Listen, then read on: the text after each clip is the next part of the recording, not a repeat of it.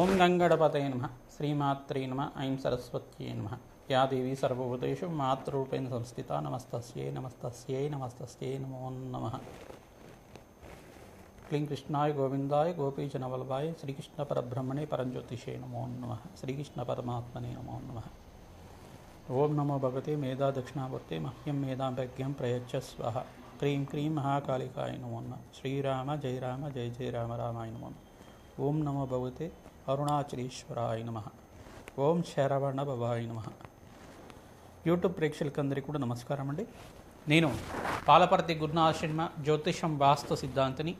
ఈ రోజున మనం చెప్పబోయే టాపిక్ ఏంటంటే ప్రధానంగా రాహుకేతుల ఒక ప్రభావం అంతా కూడా కాలసర్ప దోషాలు మేషాది ద్వాదశ రాశుల వాళ్ళకి జన్మలగ్నవశాత్తు జన్మజాతకం ప్రకారంగా ఏ రకంగా వర్తిస్తాయి. అందుకు కాలసర్ప దోషాలు అనేది అందరు కూడా చెప్తూ ఉంటారు. ప్రధానంగా జన్మజాతకంలో సంతానం అనేది ఆలస్యమైనప్పుడు కానీ, వివాహం ఆలస్యమైనప్పుడు కానీ, పితృదోషాలు ఉన్నప్పుడైనా కానీ, ప్రధానంగా ఆర్థికంగా ప్రతినిత్యం కూడా ఆర్థికంగా అనుకున్న స్థాయితో ఎదుగుదల లేకపోవడం కానీ, అనేది ఫైనాన్షియల్ గ్రోత్ అనేది కరెక్ట్ టైంలో లేకపోవడం కానీ, బిజినెస్లో లాస్ రావడం కానీ, బిజినెస్లో అంతా కూడా ప్రాఫిట్స్ రాకుండా మీరంతా కూడా షట్ డౌన్ చేయడం కానీ, ఇదంతా కూడా కొన్ని కాలసర్ప దోషానికి కారణమవుతుంది.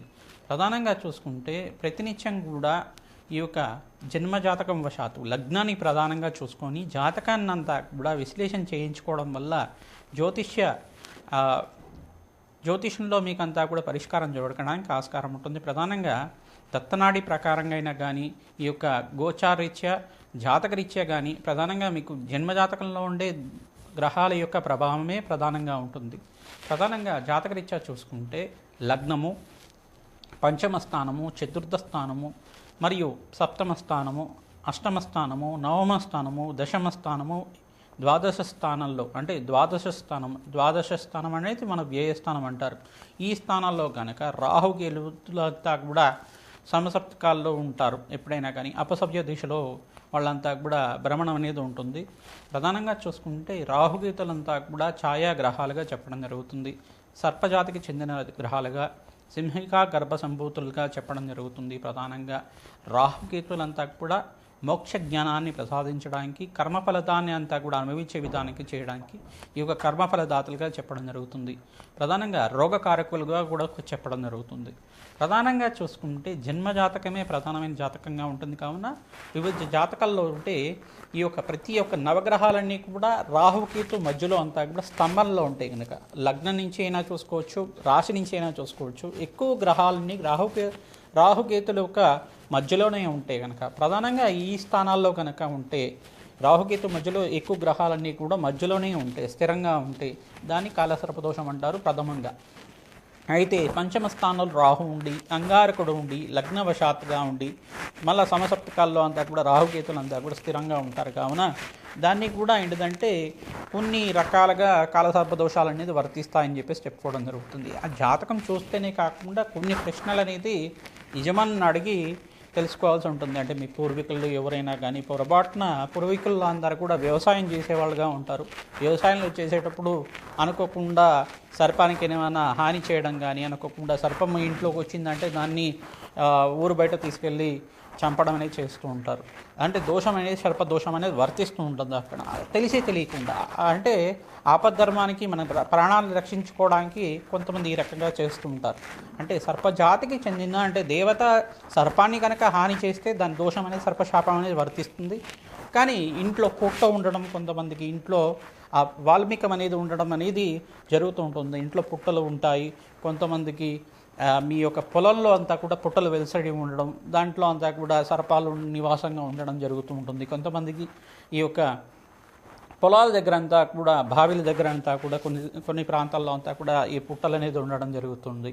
అనుకోకుండా మీరంతా కూడా దానికి ఏమైనా హాని చేసి ఉంటే కనుక ఇవన్నీ మీరు ప్రయాణం చేసేటప్పుడు అనుకోకుండా సర్పానికి ఏమైనా హాని చేసి ఉంటే కనుక సర్పశాపం అనేది వర్తించడం కానీ, దీనివల్ల ఏమవుతుందంటే ప్రధానంగా చూసుకుంటే సంతానం ఆలస్యం అవ్వడం కానీ, వివాహం ఆలస్యం అవ్వడం కానీ, కొన్ని రోగకారకత్వాలు ప్రధానంగా చూసుకుంటే అంగారకుడు రాహు కానీ, అంగారకుడు కేతు కానీ పంచమ స్థానంలో కానీ నవమ స్థానంలో ఉంటాయి కనుక దీనికి ప్రధానంగా చూసుకుంటే సంతాన దోషం అని చెప్పేసి అంటారు.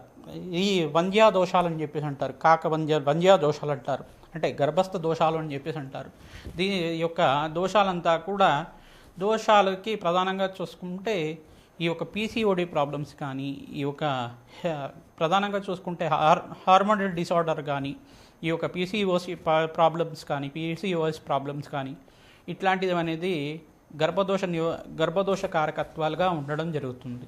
ఈ యొక్క అంటే స్త్రీలకైతే ఈ రకంగా ఉండొచ్చు. పురుషులకైతే కనుక సంతానం ఎంత ప్రయత్నం చేసినా ఆలస్యం అవుతూ ఉండడం, వాళ్ళకి ఈ యొక్క వివాహం చేసుకునే ఆలోచన లేకుండా ఉండడం, వివాహం అనేది వైరాగ్య భావాలుగా ఎక్కువ ఉండడం, వివాహం అనేది దూరంగా ఉండడం, ఆలస్య వివాహాలు అవుతూ ఉండడం, అంటే 35 దాటిన తర్వాత కానీ కొన్ని నక్షత్రకైతే జన్మజాతకం వశాత్తు 30 దాటిన తర్వాత కళ్యాణ యోగం ఉంటుందని చెప్పేసి ముందుగానే రాసి ఉంటుంది కొన్ని నక్షత్ర వాళ్ళకి.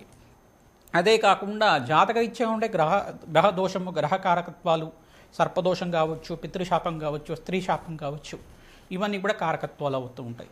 దానికంతా కూడా చూసుకుంటే ప్రధానంగా ఇప్పుడు చెప్పుకునేది ఏంటంటే సర్పదోషానికి పరిహారం ఏం చేయాలి, దానికంతా కూడా నివారణ ఏం చేసుకోవాలి అనేది మేషాది ద్వాదశ రాశి వాళ్ళు లగ్న వశాత్తు మీ లగ్నాన్ని కేంద్రంగా తీసుకుంటే, మేషరాశి వాళ్ళు అనుకుంటే మేష లగ్నం అని చెప్పేసి చూసుకోండి. లగ్నం తెలిసి ఉంటే కనుక మీ జన్మ లగ్నాన్ని చూసుకోండి. లేదంటే కనుక మీ రాశిని చూసుకొని దాన్ని లగ్నంగా చేసుకొని జన్మజాతకం అంతా కూడా మీ దగ్గర ఉంటే కనుక మీరు జ్యోతిష పండితులతోటి మీ యొక్క గృహ పురోహితుడితోటి అంతా కూడా విశ్లేషణ చేయించుకొని పరిష్కారం చేసుకోవడం వల్ల మంచి ఫలితాలు పొందుతారు. నాగేంద్ర స్వామి ప్రతిష్టను ఆచరించాలి. ప్రధానంగా అయిన సర్పాలు ఏంటిదంటే అనంతశేష కాల సర్పదోషము, ప్రధానంగా పద్మకాల సర్పదోషాలు, కర్కోటక కాల సర్పదోషాలు, కులింగ కాల సర్పదోషాలు, కాళేంది కాల సర్పదోషాలు, తర్వాత ధనుంజయ కాల సర్పదోషాలు, దంతరాష్ట్ర కాల సర్పదోషాలు, ఈ యొక్క దోషాలు అనేది ప్రధానంగా చెప్పడం జరుగుతుంది. వాసుకి తక్షక కాల సర్పదోషాలు అని చెప్పేసి చెప్పడం జరుగుతుంది. దీనివల్ల ఏమవుతుందంటే చర్మ సంబంధమైన అనారోగ్య ఇబ్బందులు కానీ, ప్రధానంగా గుప్త సంబంధమైన రోగాలు రావడం కానీ ఇట్లాంటివి జరుగుతూ ఉంటుంది. ప్రధానంగా చూసుకుంటే ఈ యొక్క లంగ్స్ ఇన్ఫెక్షన్ రావడం కానీ, నిమోనియా లాంటిది ఎక్కువ రావడం కానీ, ఉబ్బరం ఎక్కువగా ఉండడం, ఉబ్బసం ఉండడం, ఆయాసం ఉండడం, ఇవన్నీ కూడా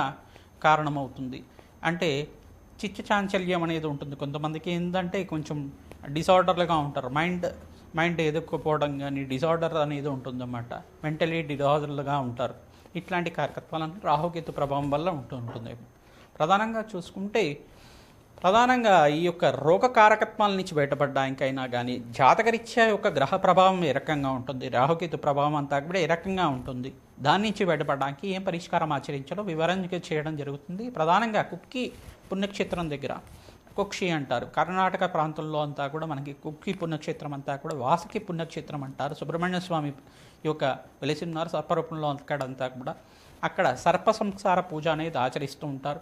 తర్వాత వివాహం కోసమైనా కానీ సంతానం కోసమైనా కానీ ఆలస్య కళ్యాణాలు అవుతున్నా కానీ ఈ సర్ప సంస్కార పూజ చేయడం, తర్వాత సర్పశాంతి, సర్ప బలి విధానం అనేది చేస్తూ ఉంటారు. అంటే ఇక్కడ విధానం ఏంటిదంటే ఈ యొక్క నక్షత్రాలన్నీ కూడా కారకత్వాలు అవుతుంటాయి. ప్రధానంగా రాహుకేతు నక్షత్రాలంతా చూసుకుంటే అశ్విని, మక, మూల, తర్వాత ఈ యొక్క ఆశ్లేష, యొక్క పుబ్బ, ప్రధానంగా చూసుకుంటే కొన్ని నక్షత్రాలు ప్రధానంగా చూసుకుంటే పూర్వభద్ర నక్షత్రం కానీ ఈ యొక్క నక్షత్రాలంతా కూడా కారణమవుతుంటాయి. స్వాతి, తర్వాత శతభిషం, ఈ యొక్క నక్షత్రాలంతా కూడా సర్పజాతికి చెందిన నక్షత్రాలుగా చెప్పడం జరుగుతుంది. ప్రధానమైన దోషాలంతా కూడా ఈ నక్షత్రాలకి ప్రధానంగా ఉంటాయి.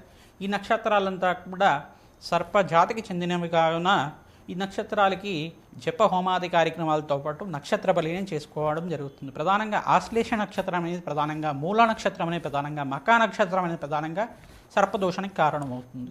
ఇదొకటే కాకుండా వివిధ నక్షత్రాలకి జన్మజాతకం వశాతంతా కూడా వాళ్ళ యొక్క గ్రహస్థితిని ప్రకారంగా చెప్పడం జరుగుతుంది. నక్షత్ర బలి అనేది ప్రధానంగా చేయించుకుంటారు.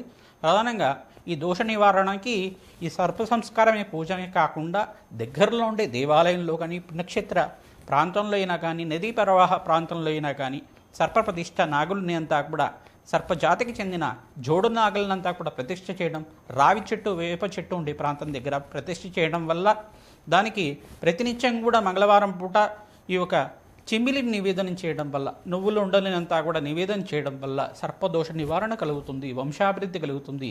ప్రతినిత్యం కూడా అన్నదానం చేయడం వల్ల సర్పశాపం నుంచి విముక్తి కలిగి శీఘ్ర సంతాన యోగం, శీఘ్ర కళ్యాణ యోగం కలగడానికి ఆస్కారం ఉంటుంది. జాతకరీత్యా సర్వగ్రహ దోష నివారణ కలుగుతుంది, సకల కార్యసిద్ధి కలగడానికి ఆస్కారం ఉంటుంది. అమ్మవారి ఆరాధన విశేషంగా చేసుకున్న వాళ్ళకి ఎటువంటి దోషాలున్నా కానీ పోతాయన్నమాట. ప్రధానంగా ఈ యొక్క మానసదేవి చరిత్రను ఆరాధన చేసుకోవడం, తర్వాత జగత్కారు ఒక చరిత్రను ఆరాధన చేసుకోవడం, ప్రధానంగా అస్తిక మహాముని యొక్క చరిత్రని ఈ యొక్క ప్రవచనలాగా వింటుండడం వల్ల సర్పదోష నివారణ కలుగుతుంది. ఓం అస్తిక మహాముని దేవతాయి నమో నమః ఈ నామాన్ని జపాన్ని ఆచరించండి. మరి మానసదేవి ఆరాధన చేయడం వల్ల సర్పదోష నివారణ కలుగుతుంది. సుబ్రహ్మణ్య స్వామి ఆరాధన చేయడం వల్ల మీకంతా కూడా సర్పశాపం నుంచి బయటపడడానికి ఆస్కారం ఉంటుంది. వెంకటేశ్వర స్వామి వారిని గరుక్మంతుని ఆరాధన చేయడం వల్ల సర్పశాపం నుంచి బయటపడడానికి ఆస్కారం ఉంటుంది. ప్రధానంగా చూసుకుంటే ఈ ఒక గ్రహస్థితి అంతా కూడా ఏ రకంగా అనేది జన్మజాతకం చూసుకొని చెప్పాల్సి ఉంటుంది. మేమంతా కూడా లగ్నవశాత్తు ఈ స్థానంలో కనుక గ్రహస్థితి ఉంటే కనుక దీనికి దోషం కారణమవుతుంది, దీనికి పరిష్కారం చేయడం జరుగుతుందని పరిష్కారం చెప్పడం జరుగుతుంది.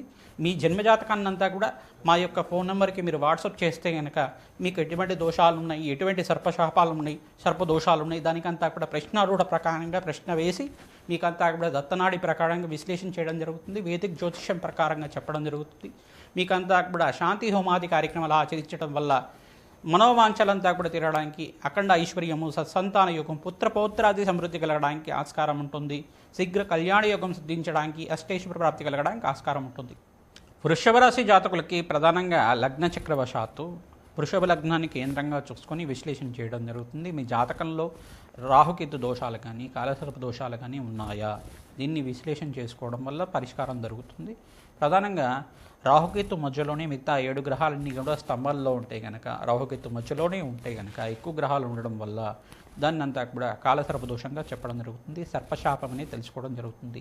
లగ్న చక్ర వశాతైనా ఉండొచ్చు, పంచమ స్థానంలో కానీ, చతుర్థ స్థానంలో కానీ, నవమ స్థానంలో కానీ, అష్టమ స్థానంలో కానీ, దశమ ద్వాదశ స్థానంలో కానీ, ద్వితీయ స్థానంలో కానీ రాహుకేతు సంచారం అనేది లగ్నవశాతుగా ఉంటే కనుక ఈ యొక్క రాహుకేతు మధ్యలోనే ఎక్కువ గ్రహాలుగా స్థిరంగా ఉండడం వల్ల కొంతమందికి జాతకం చూస్తే తెలియదు, కానీ ప్రశ్న వేసుకుంటే తెలుస్తుంది. ప్రశ్నారూఢ ప్రకారంగా ఈ యొక్క జ్యోతిషం సిద్ధాంతాలతో మీరంతా కూడా ప్రశ్న వేయించుకోవడం వల్ల మంచి ఫలితాలు పొందుతారు. ప్రధానంగా ఏది దోషమైంది, ఏ కాల సర్వదోషం వర్తించింది, వీళ్ళకంతా కూడా ఈ యొక్క రాహుకేతు మధ్యలో ఉండేది కాకుండా మిగతా దోషాలు అనేది ఉపదోషాలు అనేది ఉంటాయన్నమాట. దాన్ని ప్రధానంగా సర్పశాపాలు, సర్పదోషాలు, ఈ యొక్క వంద్యా దోషాలు అని చెప్పేసి చెప్తూ ఉంటారు. ఈ దోషాల నుంచి బయటపడడానికి, సర్పశాపం నుంచి బయటపడడానికి, జన్మజాతకంలో ఉండే సకల గ్రహదోషం నుంచి బయటపడడానికి కుక్కి అనే పుణ్యక్షేత్రంలో ఈ యొక్క సర్ప సంస్కార పూజానంతా కూడా నిర్వహిస్తూ ఉంటారు. ఈ యొక్క కార్యక్రమంలో మీరు పాల్గొనండి, మంచి ఫలితాలు పొందుతారు. నక్షత్ర బలి, నాగబలి ఆచరించాలి. మరియు ఈ యొక్క నక్షత్ర బలిలో కార్యక్రమంలో భాగంగా సర్ప జాతికి చెందిన సర్పాలనంతా కూడా ఒక యంత్రంలాగా వేసి, ఆ యంత్రం అనేది ముగ్గులో వేసి ఈ ఒక 64 గడ్లు అంతా కూడా ఉంటాయి, 128 గడ్లు ఉంటాయి. ఈ యొక్క గళ్ళలో అంతా కూడా ఈ యొక్క సర్ప జాతికి చెందిన ఆ సర్పాలనంతా కూడా దర్భల్లో ఆహరించి దాంట్లో అంతా కూడా మనకంతా కూడా ఈ యొక్క బలిహారం అనేది వేయడం జరుగుతుంది. తద్వారా అంతా కూడా సర్పశాంతి కలగడానికి ఆస్కారం ఉంటుంది. ప్రధానంగా సర్పసూక్త విధానంగా యజ్ఞ హోమాది కార్యక్రమాలు ఆచరించడం, నాగేంద్ర స్వామి ప్రతిష్ట చేయించుకోవడం వల్ల శీఘ్ర కళ్యాణ యోగం సిద్ధించడానికి కానీ, సంతానం యోగం సిద్ధించడానికి కానీ, సర్పశాంతి కలగడానికి కానీ, ఈ యొక్క సర్పదోషం నుంచి భయపడేవాళ్ళు, సర్పదోషం నుంచి బాధపడేవాళ్ళు ఈ బాధ నుంచి బయటపడడానికి ఆస్కారం ఉంటుంది. మానసదేవి చరిత్రనంతా కూడా పారాయణం చేసుకోవాలి. సుబ్రహ్మణ్య చరిత్రనంతా కూడా పారాయణం చేసుకోవడం వల్ల మంచి ఫలితాలు వస్తుంది. స్కందోత్పత్తిని చదువుకోవడం వల్ల సుబ్రహ్మణ్య స్వామి వారి అనుగ్రహం కలుగుతుంది. ఓం శరవణ భవాయ నమః నామాన్ని జపాన్ని ఆచరించండి. జగత్కారు చరిత్రనంతా కూడా పారాయణ చేయండి. ఈ యొక్క సర్పయాగం చేయడానికి ఎటువంటి కారణాలు అయ్యే, ఈ యొక్క అస్తిక మహాముని సర్పయాగాన్ని ఏ రకంగా ఆపారు, ఆ యొక్క చరిత్రనంతా కూడా పారాయణం చేయండి. సర్పజాతిని అంతా కూడా సంరక్షించిన అస్తిక మహాముని యొక్క చరిత్రని పారాయణం చేసుకోవడం వల్ల, అస్తిక మహాముని నామస్మరణ చేయడం మాత్రం చేతనే మీకు అంతా కూడా సర్పశాపం నుంచి బయటపడడానికి ఆస్కారం ఉంటుంది. ప్రతినిత్యం కూడా అమ్మవారి సేవ చేయండి. మంగళవారం పూట సుబ్రహ్మణ్య స్వామి వారికి నాగులకంతా కూడా అభిషేక హోమాది కార్యక్రమాలు ఆచరించుకోవడం, ఓం శరవణ భవాయ నమః నామాన్ని జపాన్ని చేసుకోవడం వల్ల మంచి ఫలితాలు పొందుతారు. సర్పశాంతి కలుగుతుంది. శ్రీమాత్రే నమః.